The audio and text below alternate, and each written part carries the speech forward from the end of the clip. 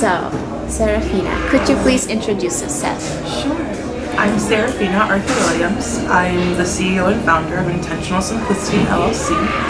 I am a creative and therapeutic artist, so I support clients within the therapeutic space, but I also create art to impact social change. Okay. And how and when did you start with creating art? I started creating art at a really young age. I remember showing my mom like pictures of corn. I would draw corn all the time. I don't know why, but I found like the little shapes to be so fun to shade and create, and then from there it kind of became a hobby. When I was younger, I did a lot more like theater, a lot more dance, not so much like actual physical drawing like I do now. So I noticed that I really enjoyed working with my hands, not so much like creating presentations, but more so actively building with clay, actively drawing or sketching, painting with oils and acrylics. So I recognized that within me when I got to high school. My freshman year, I was an athlete, so I played lots of sports, and that was like the one place in the ceramic studio that I could feel most safe. And so I knew that if I ever were to go to college, I needed to do it at least in art, something. And so it kind of continued in my undergrad. I focused, my major was in art and psychology, and then from there, I focused on art therapy and then my business and things like that. So I've tried to make art a priority at all times in my journey, and I think that's been, it's from my child self, you know, and getting an opportunity to just feel free and safe too. And how has your background in art therapy influenced your approach to exploring social change through art? Yes, so as an art therapist, I find that our unconscious helps us communicate so much of what we really have going on, so much that words can't really help us get to. And so by having the freedom to express anything through our visual senses, it gives us the space to detach from the experience and then to detach from our lived experience. So then we're almost like looking at our emotions and our feelings from a third-party objective. So we're not bombarded with how it feels inside the body or flooded with sensory discomfort. It's more so, okay, I've created this thing, how can this thing tell me about all of these parts that I can't really feel or understand, or I don't have the language for right now. And when being in a transformative space, media helps people relate so easily. I often find that clients are they're much happier when there's another way to share what's happening for them than if it were to be just talk therapy. I also know that media has a way of evoking certain emotions, whether it's social media, whether it's movies, whether it's photography, paintings. As an artist, it's our job to help our viewers feel what we wanted to evoke. And in the therapeutic space, I get to be that sounding board. I'm the viewer for the client. So having my background gives me so much more room to not judge, but to be really curious and accepting of what's happening in the space. So like we validate the artistic process as a partner in this journey rather than just as something to look at. It has a voice of it in its own self, truly. And your background in art therapy shapes your practice. And how do you navigate the boundary between art as a therapeutic tool and art as an aesthetic or conceptual experience? Yeah, absolutely. So shifting from art therapy and clinical psychology and into transformative social change through media helped me understand that art culture has a huge influence as to how we embody the artwork we're constantly being shared with.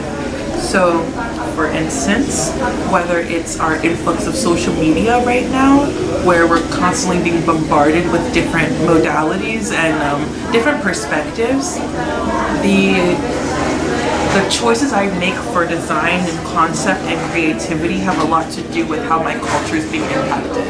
So as a Black artist right now, who's also American, I'm experiencing the backlash of our presidential climate. And so the work I'm making right now has a lot to do with identity, has a lot to do with compassion, healing, and authenticity. So I never want to lose who I am despite who my community's president is, you know?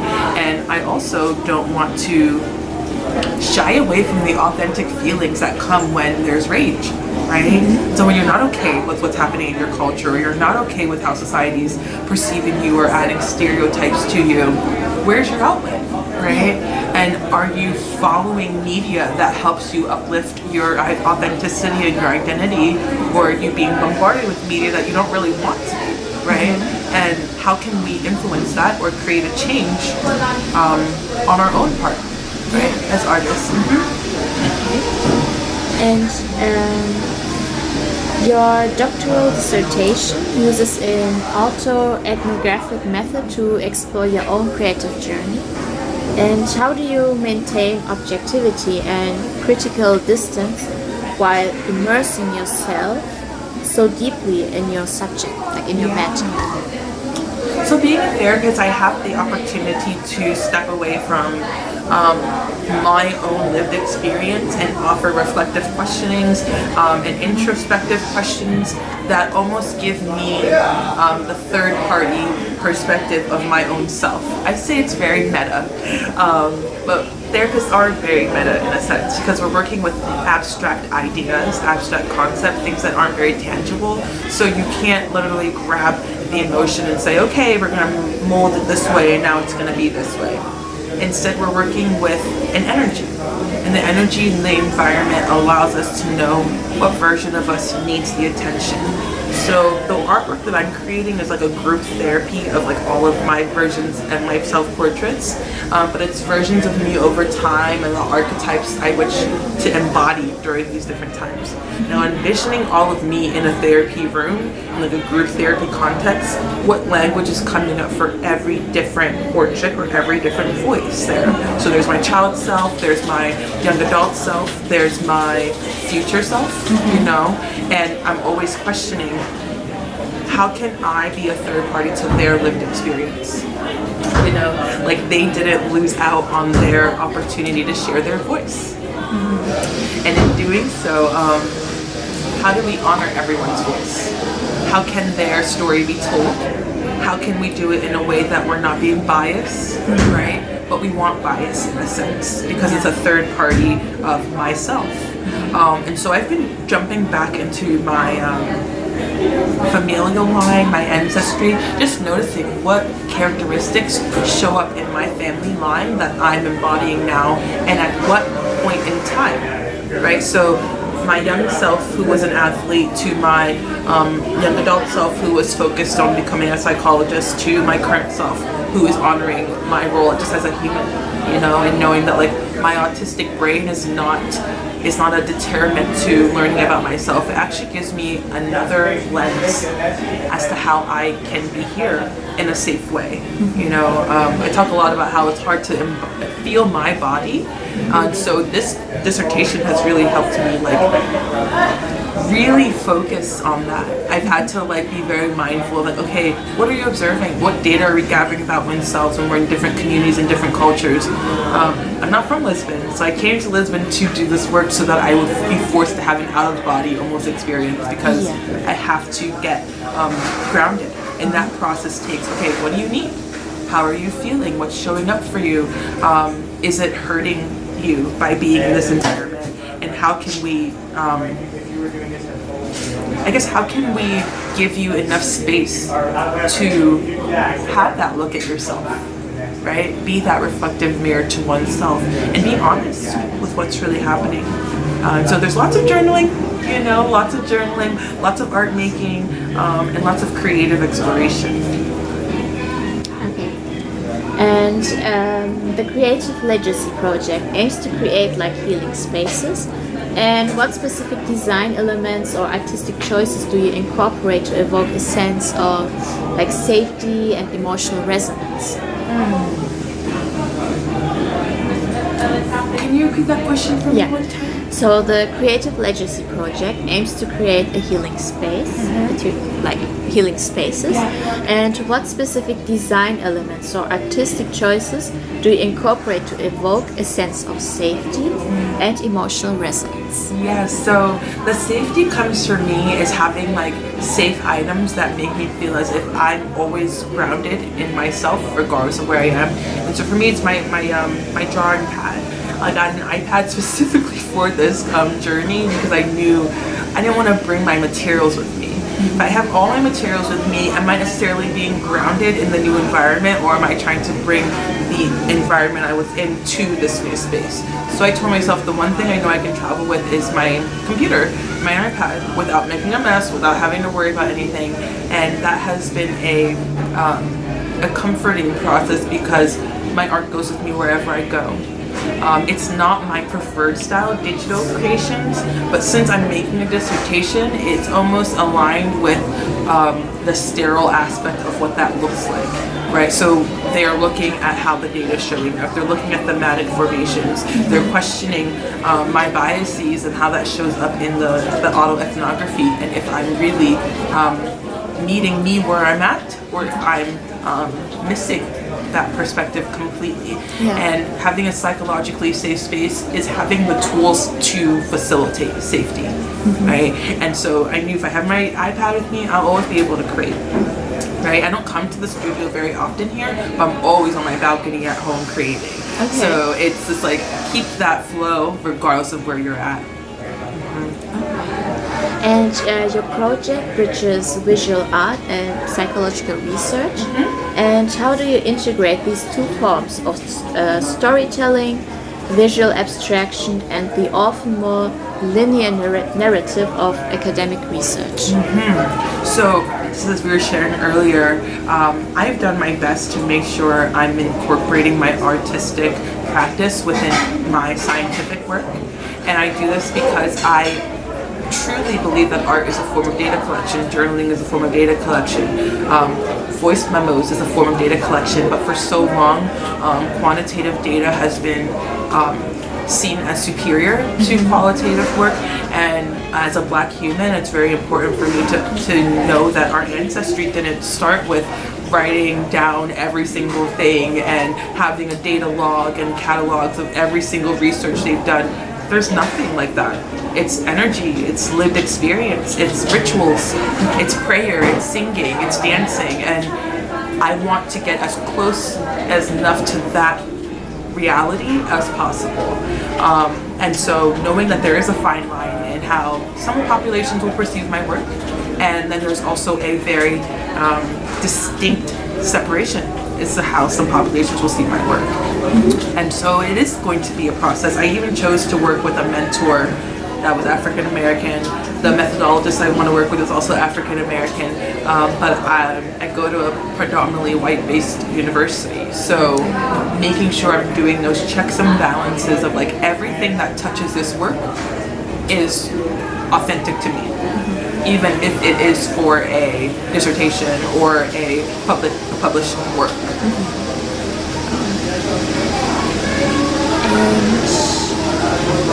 And focusing on African American women shaping their legacies, how do you balance celebrating individual stories with addressing broader systemic issues that impact these legacies? Yeah, so a lot of my work has been rooted in decolonizing therapeutic and psychological spaces made for African American women. And so I'm not going to expect not to talk about race, right? I'm going to expect to discuss gender issues. I'm going to expect to talk about trauma, slavery, oppression, Jim Crow laws, all of the things that have made my community the way it is. How does that legacy of America impact African beings, right? And I'm also really curious about how me being in Lisbon now and knowing that being also from Ghana, I'm Ghanaian as well, like my heritage is, the transatlantic slave trade, how have we been maintaining our roots and our truth even though we keep being displaced, right? And so I don't want us to have a legacy of displacement. I don't want us to have a legacy of, I don't know where my grandparents come from or where my great-great-grandparents come from. I don't know where I come from. The point is to build a legacy that is authentic to you. And a lot of this legacy is love, right? Is having the wherewithal, the wholeheartedness to actively want to know who you are and to know that the generations that will come after you are being impacted by your legacy. So it's meeting my clients where they are, meeting this population where they are, not bringing my modalities or my pathological mindset into that space, saying, oh, it's this diagnosis, or this is how you should be acting, or you shouldn't really be still suffering from slavery. That doesn't make any sense. Like, that's blatantly disregarding my community's history, and we need our ancestry to understand how our legacy is going to be impacted. So I believe there needs to be a space for this work.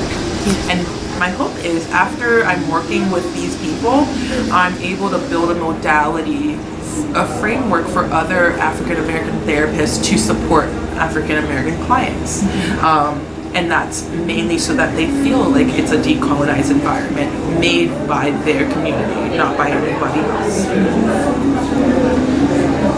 And how does your work address the intersections of race, gender, and mental health in shaping the legacy of African American women? Are there challenges you faced in representing such complex narratives? Yeah, the challenge is, how do you share this, right? And so as an artist, I'm always thinking, like, how can I best get my work to resonate with the people who's viewing it? And so I have had a hard time trying to figure out how do I narrow down this information so it's not so abstract. A legacy is not tangible. You can't grab it. We often think about, like, oh, money or a property or jewelry, you know? But I'm not talking about those things. I'm talking about the emotional legacy of healing, of loving, of connection, of collective growth, right? And so to do that justice is to have the vision that that's possible. And when I have the vision that that's possible, it comes through my art. So a lot of it is line work. It's almost as I'm following somebody on their journey and witnessing the process of their creation instead of seeing the entire picture already. I'm not bringing in my own perspective on how this is going to work, even though my perspective is how I'm making sense of it. So I leave room for interpretation from another person's perspective. Something I learned while being here is that I'm supposed to be doing very self-reflective work, very like me about me. And the first thing I'm doing is like, oh my God, I want to go make friends. I want to go connect with other people. I want to go out into town. And I'm like, I'm supposed to be here for myself. But I want connection. And that's one like aha I had while being here, was that like maybe we do need connection to be able to know more about ourselves. And if that's the way it has to work, how can we have safe connection? Okay. And can you share some thoughts on how the safe and healing spaces you create for your installations have a lasting impact, especially when viewed within temporary contexts like exhibitions or residence? So how do we create a safe space in exhibitions and such like that? I believe it's my general presence that's the shift and the catalyst in the room. And so I'm confident about my ability to be a safe person and create safe environments for people that by default it comes with the work, right? So what I'm putting into my creative process, what I'm putting into the presentation process of this work requires there to be a lot of intentionality in how people will understand safe environments. So I'm trying to create like a group therapy environment where like their images are sitting on chairs, like hanging, and then there's a chair below it. So everybody has their own seat. So you're invited, right? And then inside of there, the images are associated with words on one side, like facing the group, and on the outside, they are no words. So if you're on the outside looking in, you're only viewing the image, versus if you're on the inside looking out, you're getting the whole picture and the words that are associated with that image. And so it's like what's in this space stays confidential. what's in the space stays safe, and you have to be a part of the group in order to understand each person's perspective. Okay. If you're on the outside looking in, there's likely you're gonna miss some stuff, you know? It's likely you won't know the whole picture, and that there's room for interpretation. My aim is that that interpretation is of its highest good, not harmful, because that's what a group therapy space is supposed to be like. Yeah. And so your project, the Creative Legacy Project, could you tell us more about the project? Yes. So the Creative Legacy Project started in when I was in my master's program. I really wanted to understand more about legacies and how we were impacted by them. And I took so many surveys. I was getting very analytical with it, and I was noticing that even though I have this data to show that some things are more important to people, like family, than jewelry, for instance, that's not enough. I still didn't understand what a legacy was, if it was an abstract thing. And so I said, okay, whose legacy can I even have access to?